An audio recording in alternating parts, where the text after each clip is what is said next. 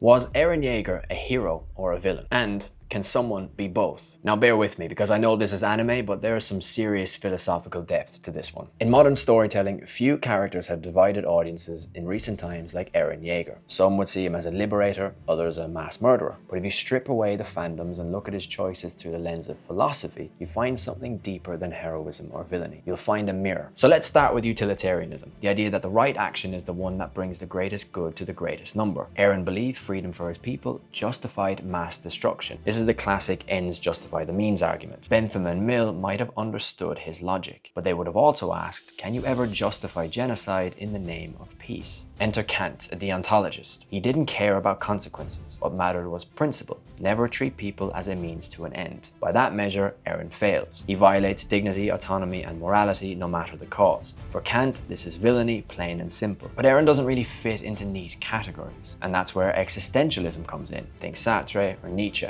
They'd say Eren saw a broken world, rejected the rules, and chose to act anyway. He created his own meaning and accepted the consequences. Is that heroic or just honest? Existentialists might not condone his choices, but they'd admire the courage to make them. Then we have the Stoics. They believe virtue was about reason, restraint, and aligning with nature. Marcus Aurelius might have asked, did Eren act from wisdom or from anger? Was he calm or consumed? In the end, Eren may have power, but he didn't have peace. The Stoics would see his story not as a triumph, but a tragedy. What do we do with all of this? Is Eren the hero of his people or the villain of the world? Or is he something else entirely? Maybe he's a warning that good intentions without wisdom can still end in destruction. And maybe that's why Eren resonates as a character. Because he's not just a character, he's a question. And that question is, can you save people without becoming the thing that they fear? And if you have to break the world to free it, are you really its savior? Philosophy doesn't give us easy answers. In fact, it usually just gives us more questions. But it does give us better questions. And that's the point. But those are just my musings. Let me know what you think.